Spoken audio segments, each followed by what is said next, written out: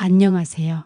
저는 북한에서 태어났고 지금은 자유의 땅 대한민국에서 살고 있는 60대 남성입니다. 2019년 뼈속까지 스며든 억울함과 절망을 삼킨 채 저는 10년간의 지옥 같은 감옥 생활을 겨우 끝마치고 떨리는 발걸음으로 가족과 함께 북한 땅을 벗어나 대한민국의 품에 안겼습니다. 한때 저는 북한에서 국가무역 업무에 종사하며 남부럽지 않은 삶을 누렸습니다. 외화벌이라는 명목 아래 쉴 새 없이 움직였고 물질적인 풍요 속에서 안온함을 느꼈던 시절도 있었습니다. 하지만 시간이 흐를수록 화려한 겉모습 뒤에 숨겨진 북한 사회의 실체가 제 눈앞에 적나라하게 드러났습니다. 쇠 없는 사람들이 간첩 혐의로 끌려가 흔적도 없이 사라지고 김씨 일가를 향한 맹목적인 충성만을 강요하며 조금의 비판이나 의문조차 허용하지 않는 억압적인 현실의 깊은 환멸을 느꼈습니다. 마치 거대한 톱니바퀴처럼 맞물려 돌아가는 세뇌와 공포의 시스템 속에서 인간으로서의 존엄성은 짓밟히고 개인의 자유는 철저히 박탈당했습니다. 언젠가 저 역시 부당한 권력의 칼날 아래 희생될 수 있다는 불안감은 매일 밤 저를 잠 못 이루게 했습니다.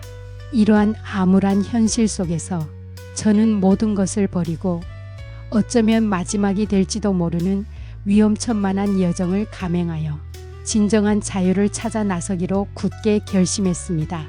그렇게 시작된 탈북의 꿈은 그러나 예기치 못한 시련으로 인해 10년간 악몽 같은 그림자를 들이우게 될 줄은 상상조차 하지 못했습니다. 국가의 비밀을 해외에 누설했다는 터무니없는 죄목으로 어느 날 갑자기 들이닥친 검은 그림자들에 의해 저는 끌려갔습니다. 영문도 모른 채 캄캄한 밀실에 갇혔고 날마다 밤마다 이어지는 잔혹한 고문과 세뇌 속에 인간으로서의 존엄성은 산산이 부서졌습니다. 그들이 원하는 것은 진실이 아니었습니다. 오직 그들이 만들어 놓은 허구의 이야기에 맞춰 제 입술을 움직이게 하는 것. 김씨 일가에 대한 충성을 맹세하고 죄 없는 동료들을 밀고하도록 강요하는 것. 그것이 그들의 유일한 목적이었습니다. 제가 갇혔던 곳은 인간이 상상할 수 없는 가장 끔찍한 공간이었습니다. 빛조차 제대로 들지 않는 좁고 습한 독방, 썩은 냄새와 쥐, 벌레들이 바글거리는 비위생적인 환경은 그 자체로 생존을 위협하는 요소였습니다. 하루에 몇 조각의 썩은 옥수수빵과 멀건 소금물로 연명해야 했고 조금이라도 반항하거나 규율을 어기면 굶주림보다 더 고통스러운 체벌이 가해졌습니다. 간수들은 죄수들을 인간 이하의 존재로 취급하며 온갖 폭언과 폭행을 일삼았습니다. 쇠파이프와 몽둥이가 춤추듯 오갔고 전기 고문과 물고문은 일상적인 풍경이었습니다. 특히 비둘기 고문이라 불리는 형벌은 아직도 제 내리에 선명하게 각인되어 있습니다. 좁은 상자에 사람을 구겨놓고 며칠 동안 방치하는 고문이었는데 뼈가 으스러지는 듯한 고통과 숨 막히는 공포 속에서 정신줄을 놓지 않기 위해 몸부림쳐야 했습니다. 수많은 사람들이 굶주림과 질병 그리고 간수들의 무자비한 폭력에 쓰러져 갔습니다. 옆방에서 들려오던 신음소리와 절규, 어느 날 갑자기 끊겨버린 숨소리는 이곳이 생지옥임을 끊임없이 상기시켜 주었습니다. 시신은 마치 쓰레기처럼 질질 끌려나가 어디에 버려지는지조차 알 수 없었습니다. 죽음은 늘 우리 곁에 그림자처럼 드리워져 있었고 내일 아침 눈을 뜰 수 있을지조차 확신할 수 없는 불안감 속에서 하루하루를 버텨야 했습니다. 그 끔찍한 감옥에서 10년이라는 시간을 어떻게 버텨낼 수 있었을까요? 지금 생각해도 믿기지 않습니다. 아마도 제 안의 작은 불씨, 자유에 대한 갈망이 꺼지지 않았기 때문일 것입니다. 매일 밤 저는 머릿속으로 고향의 푸른 하늘과 사랑하는 가족들의 얼굴을 그리며 언젠가 다시 만날 날을 꿈꿨습니다. 작은 희망의 조각들이 절망의 심연에서 저를 붙잡아 주었습니다. 또한 함께 수감되었던 이름 모를 동료들의 헌신과 격려도 큰 힘이 되었습니다. 서로에게 의지하며 작은 음식 조각이라도 나누고 희망을 잃지 말자는 약속을 나누며 그 끔찍한 시간을 견뎌냈습니다. 때로는 간수들의 눈을 피해 몰래 주고받았던 짧은 눈빛과 작은 속삭임 속에서 우리는 인간으로서의 연대를 확인하고 절망 속에서도 희망의 끈을 놓지 않았습니다. 물론 10년의 세월은 제 몸과 마음에 깊은 상처를 남겼습니다. 굶주림과 고문으로 인해 망가진 육신, 끊임없는 공포와 트라우마로 얼룩진 정신은 쉽게 치유되지 않을 것입니다. 하지만 저는 살아남았습니다. 그 끔찍한 지옥에서 살아남아 마침내 자유의 땅을 밟았습니다. 억압과 폭력, 죽음이 그림자가 드리웠던 10년의 세월은 제게 그 어떤 것과도 바꿀 수 없는 값진 교훈을 남겼습니다. 자유의 소중함, 인간의 존엄성, 그리고 어떤 어려움 속에서도 희망을 잃지 않는 강인한 의지. 이제 저는 대한민국에서 자유로운 공기 속에서 숨쉬며 과거의 아픔을 딛고 새로운 삶을 살아갈 것입니다. 북한에서 겪었던 끔찍한 인권 유린의 실상을 세상에 알리고 아직도 고통받고 있을 북한 사람들에게 작은 희망이라도 전할 수 있다면 제 10년간의 고통은 결코 헛되지 않았을 것이라고 믿습니다. 북한에서 10년이라는 긴 세월을 감옥에서 보낸 후 마침내 자유의 몸으로 집으로 돌아왔습니다. 하지만 제가 돌아온 곳은 더 이상 제가 알던 고향이 아니었습니다. 10년간의 수감 생활은 저에게 깊은 상처를 남겼고 북한에서의 삶은 저를 더욱 벼랑 끝으로 내몰았습니다. 교화소 철창에 갇혀 있을 때부터 저는 꿈에도 그리던 대한민국을 찾아오겠다고 다짐했습니다. 양강도 해산으로 돌아와 잠시 틈을 노리던 저는 마침내 탈북에 성공했습니다. 단순히 먹고 살기 힘들어서 온 것이 아니었습니다. 저는 오직 자유를 찾아서 이곳 한국에 왔습니다. 북한은 저에게 미래가 보이지 않는 땅이었으니까요.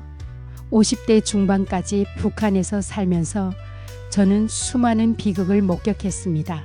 북한 당국이 죄 없는 사람들을 한국이나 미국과 연관된 간첩으로 몰아 처단하는 모습을 너무나 많이 보았습니다. 한국과 관련된 일은 북한에서 가장 엄중한 범죄로 취급되었죠. 저는 더 이상 그렇게 살고 싶지 않았습니다. 하고 싶은 말을 자유롭게 하고 제가 원하는 대로 살기 위해 저는 탈북을 결심했습니다. 가족에게 그 결심을 입 밖으로 꺼내기까지 저는 수천 번을 망설였습니다. 제 심장은 유죄 선고를 기다리는 죄수처럼 매일 밤 요동쳤습니다. 어떻게 말을 꺼내야 할까?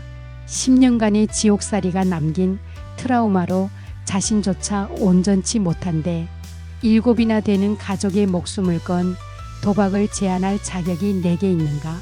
그날 밤 모두가 잠든 줄 알았던 깊은 어둠 속에서 저는 아내의 곁에 조용히 앉았습니다. 창문 너머로 스며드는 희미한 달빛에 아내의 얼굴이 유령처럼 하얗게 떠올랐습니다. 열병으로 야윈 뺨, 가쁘게 오르내리는 마른 가슴. 아내는 잠든 것이 아니었습니다. 고통을 삼키며 밤을 지새우고 있었던 겁니다. 저는 덜덜 떨리는 손으로 아내의 손을 잡았습니다. 여보, 우리 여길 떠납시다. 제 목소리는 저 자신이 듣기에도 생경할 만큼 갈라져 나왔습니다. 아내의 눈이 번쩍 뜨였습니다. 그 눈에는 놀라움, 공포, 그리고 당신 미쳤어? 라고 묻는 듯한 원망이 뒤섞여 있었습니다. 가다니요? 어딜? 남쪽으로 갑시다. 사람이 사람답게 사는 곳으로 갑시다. 다음 날 밤 저는 온 가족을 좁은 방 안에 불러 모았습니다. 아이들은 영문도 모른 채 제 무겁고 침통한 표정에 겁을 먹고 서로의 옷자락만 붙잡고 있었습니다. 제 앞에는 7개의 우주가, 7개의 세상이 흔들리는 눈동자로 저를 바라보고 있었습니다. 저는 제 삶에서 가장 무거운 입을 열었습니다. 아비의 말을 잘 들어다오. 저는 제 10년간의 감옥 생활을 이야기하지 않았습니다. 대신 아이들의 눈을 하나하나 마주치며 그들의 미래를 이야기했습니다. 너희들 배불리 먹어본 기억이 있니? 하고 싶은 공부를 마음껏 하고 장차 무엇이 되겠다는 꿈을 가져본 적이 있니? 아니다.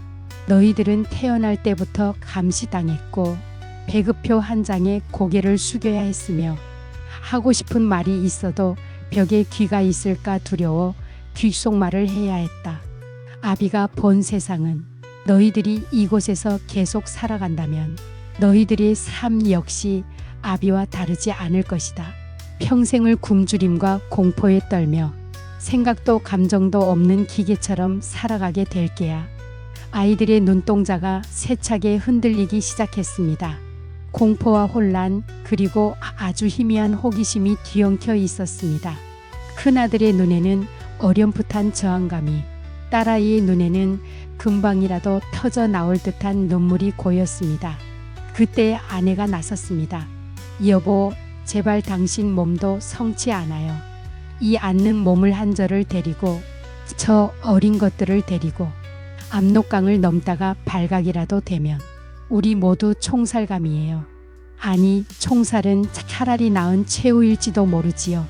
잡히면 온 가족이 정치범 수용소로 끌려가 죽는 것보다 더한 고통을 겪게 될 겁니다.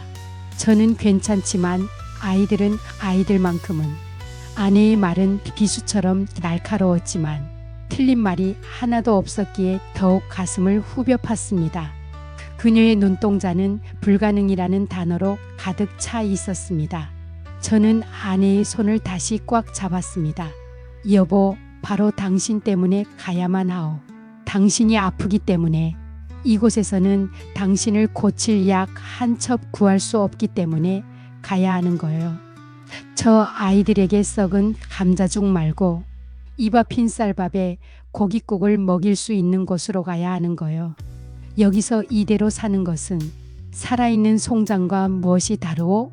잡힐 것이 두려워 하루하루 숨 막히게 사느니 단 하루를 살더라도 인간답게 살 기회를 잡기 위해 나아갑시다. 내가 이 아비가 내 목숨을 걸고 당신과 아이들을 지킬 것이요. 내 등이 부서지고 다리가 부러지는 한이 있어도 반드시 당신을 업고서라도 저 강을 건널 것이요. 제 진심이, 제 절박함이 가닿았던 걸까요? 아내는 더 이상 말을 잇지 못하고 흐느끼기 시작했습니다. 그 눈물은 반대의 눈물이 아니었습니다. 공포와 체념 그리고 남편에 대한 마지막 믿음이 뒤섞인 세상에서 가장 슬픈 동의의 눈물이었습니다. 아이들은 엄마의 울음소리에 덩달아 울음을 터뜨렸습니다. 그날 밤 우리의 작은 방은 희망을 이야기하는 자리였지만 세상의 모든 절망을 끌어안은 뜨뜻한 울음소리로 가득 찼습니다. 며칠 후 달빛조차 구름에 가려진 칠흑 같은 밤, 우리는 집을 나섰습니다. 세상의 모든 소리가 우리의 발소리를 쫓는 것 같았고 스치는 바람 소리마저 보이부원의 고함 소리처럼 들렸습니다. 저는 아내를 등에 업었습니다. 불덩이 같은 몸, 뼈만 앙상하게 남은 가벼운 무게였지만 제 등에는 제 생의 모든 무게, 우리 가족 목숨의 무게가 얹힌 듯 했습니다. 아내는 제 목을 끌어안은 채 가쁜 숨을 몰아쉬었습니다. 귓가에 닿는 아내의 뜨거운 숨결은 그녀가 살아있다는 증거이자 제가 한시도 지체해서는 안 된다는 채찍질이었습니다. 한 걸음 한 걸음 내디딜 때마다 등골이 끊어질 듯한 고통이 밀려왔습니다. 하지만 육체의 고통은 아무것도 아니었습니다. 제 앞서거니 뒤서거니 하며 어둠 속을 조용히 따르는 아이들의 모습이 저의 마음을 더 아프게 했습니다. 아이들의 눈은 더 이상 단순한 공포에 질려있지 않았습니다. 그 작은 눈동자들은 쉴 새 없이 사방을 경계하는, 살아남기 위해 발버둥 치는 작은 짐승의 그것이었습니다. 큰아들은 제 옆에 바짝 붙어 동생들의 손을 잡고 넘어지지 않도록 이끌었습니다. 딸아이는 입술을 굳게 깨문 채 울음소리 한번 내지 않았습니다. 저 어린 것들이 하룻밤 사이에 어른이 되어버린 것만 같아 가슴이 미어졌습니다. 이따금씩 뒤를 돌아보면 아이들은 어둠 속에서도 저를, 정확히는 제 등에 엎인 어미를 바라보고 있었습니다. 그 눈빛들은 제게 묻고 있었습니다. 아빠, 우리 정말 괜찮은 걸까요? 엄마는 괜찮으신 거죠? 우리는 어디로 가는 건가요? 저는 아무 대답도 해줄 수 없었습니다. 그저 이를 악물고 아내를 고쳐 업고 앞으로 나아갈 뿐이었습니다.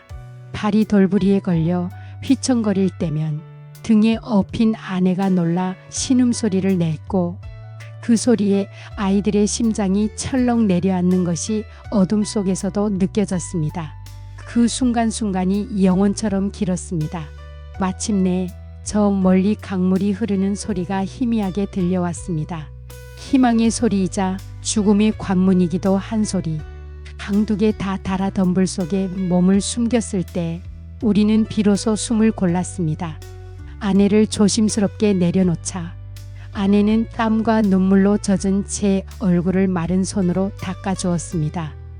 그리고 아무 말 없이 흔들리던 그녀의 눈동자는 그 어느 때보다 단단한 빛으로 저를 바라보았습니다. 당신을 믿소 라고 말하는 듯 했습니다. 아이들 역시 제 주위로 옹기종기 모여들었습니다. 그 작은 눈동자들 속에서 저는 마침내 보았습니다. 공포를 이겨낸 작은 용기와 아비를 향한 절대적인 신뢰를. 이제 우리는 한 배를 탄 거대한 운명 공동체였습니다. 더 이상 흔들림은 없었습니다. 우리는 함께 강을 건너거나 함께 강물 속에서 생을 마감할 터였습니다. 생과 사를 가른 압록강이 얼음장 같은 물살을 가르던 순간 우리의 숨소리 외에는 아무것도 들리지 않았습니다. 젖은 옷이 살갗에 달라붙어 폐부를 찌르는 듯한 한기를 몰고 왔지만 그보다 더한 공포가 심장을 옥죄고 있었습니다. 열병으로 끙끙 앓는 아내의 희미한 신음, 겁에 질린 아이들의 떨리는 숨결, 그리고 등 뒤에서 언제 터져 나올지 모르는 총성. 이 모든 것이 칠흑 같은 어둠 속에서 하나의 거대한 괴물이 되어 우리를 집어삼키려 했습니다. 수십 년간 우리를 올감했던 지옥의 그림자를 등지고 우리는 오직 자유라는 한 줄기 빛을 향해 필사적으로 나아갔습니다. 강기슭에 발을 디뎠을 때 짧은 안도감이 온몸을 휘감았지만 그것이 더 깊은 절망의 서막이었음을 깨닫기까지는 오랜 시간이 걸리지 않았습니다. 우리를 기다리던 낡은 승합차는 구원처럼 느껴졌습니다. 무뚝뚝한 표정의 중국인 운전수는 약속된 접선자였습니다. 그의 차에 몸을 싣는 순간 비로소 딱딱하게 굳었던 몸에 온기가 도는 듯 했습니다. 그러나 차가 출발하고 낯선 도로를 달리는 동안 희망은 서서히 불안으로 변해갔습니다. 운전수는 약속된 경로를 벗어나는 듯 했고 이따금씩 백미러로 우리를 힐끔거리는 그의 눈빛에는 경계심과 탐욕이 뒤섞여 있었습니다. 심장이 다시 돌처럼 굳어지기 시작했습니다. 10년간의 감옥 생활은 제게 짐승 같은 직감을 남겼습니다. 위험은 언제나 가장 안전하다고 믿는 순간에 가장 예기치 못한 얼굴로 찾아온다는 것을 말입니다. 그때였습니다. 운전수가 나직한 목소리로 전화를 받기 시작했습니다. 제가 알아들을 수 있는 몇 안 되는 중국어 단어들이 심장의 비수처럼 날아와 박혔습니다. 공안, 7명. 머릿속이 하얗게 비어버렸습니다. 공안, 우리를 북한으로 돌려보낼 저승사자들. 이 자가 우리의 마지막 희망이었던 이 자가 우리를 팔아넘기려 하고 있었습니다. 아내의 얼굴이 사색이 되었고 일행은 서로의 눈만 바라보며 얼어붙었습니다. 차 안의 공기는 더 이상 숨을 쉴 수 없을 만큼 무겁게 가라앉았습니다. 그 순간 10년간 저를 괴롭혔던 감옥의 악몽이 눈앞에 파노라마처럼 펼쳐졌습니다. 썩은 냄새가 진동하던 감방, 굶주림과 질병에 쓰러져 가던 동료들, 그리고 인간의 존엄성을 산산이 조각내던 간수들의 비웃음. 절대로 다시는 그곳으로 돌아갈 수 없었습니다. 돌아가느니 차라리 여기서 죽는 것이 아니 죽이는 것이 나았습니다. 제 안에서 무언가 뚝 하고 끊어지는 소리가 들렸습니다. 이성은 마비되고 오직 생존을 향한 야수의 본능만이 꿈틀거렸습니다. 저는 품속 깊이 숨겨두었던 날카로운 쇠붙이를 꺼내 들었습니다. 만약의 순간, 적에게 잡히기 전에 스스로 목숨을 끊기 위해 간직해온 마지막 자존심이었습니다. 하지만 이제 그것의 용도는 바뀌어야 했습니다. 저 운전수의 심장을 꿰뚫어 우리를 가로막는 절망의 벽을 부숴야 했습니다. 핏발선 눈으로 운전수의 목덜미를 쏘아보았습니다. 단 한 번의 움직임, 저 숨통을 끊어놓으면 우리는 다시 달릴 수 있다. 이 차를 빼앗아 어둠 속으로 사라지는 것이다. 살인자가 되는 것은 두렵지 않았습니다. 이미 지옥을 맛본 제게 또 다른 지옥이 무슨 의미가 있겠습니까? 몸을 날리려던 바로 그 찰나 아내의 차가운 손이 제 팔을 붙잡았습니다. 단순한 만류가 아니었습니다. 뼈가 으스러질 듯한 힘으로 온몸을 던져 저를 끌어안았습니다. 여보, 안 돼요. 제발. 아내의 목소리는 절규에 가까웠습니다. 병색이 완연한 얼굴은 눈물로 범벅이 되어 있었습니다. 이보시오. 여기서 사람을 죽이면 우린 뭐가 됩니까? 저 악마들을 피해서 여기까지 왔는데 우리 손에 피를 묻히고 스스로 짐승이 될 수는 없어요. 그러면 우리는 저들과 다를 게 없어져요. 제발 정신 차려요. 아내의 울부짖음은 저를 올가매고 있던 광기의 사슬을 끊어내는 망치 소리와도 같았습니다. 번쩍 정신이 들었습니다. 손에 들린 차가운 쇠붙이의 감촉이 역겹게 느껴졌습니다.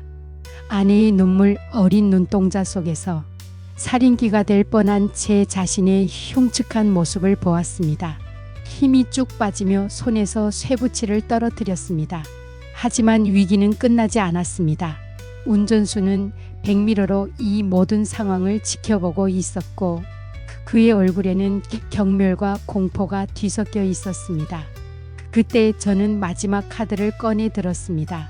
북한에서 목숨처럼 여기며 모아왔던, 그리고 탈북을 위해 모든 것을 걸고 환전했던 막대한 양의 중국 돈다발. 저는 그것을 꺼내 운전석을 향해 던졌습니다. 돈다발이 차창과 계기판에 부딪히며 둔탁한 소리를 냈습니다. 이거면 돼? 우리가 가진 전부야. 이걸 받고 우리를 보내줘. 아니면 여기서 다 같이 죽는 거야. 제 목소리는 분노와 증오로 가득 차 있었습니다. 운전수의 눈이 순간 크게 흔들렸습니다. 그의 시선은 공포에 질린 제 아내와 아이들에게서 떨어져 바닥에 흩어진 붉은 지폐들로 옮겨갔습니다. 그 순간 저는 그의 영혼을 보았습니다. 인간의 생명과 존엄성에 대한 일말의 연민 따위는 없었습니다.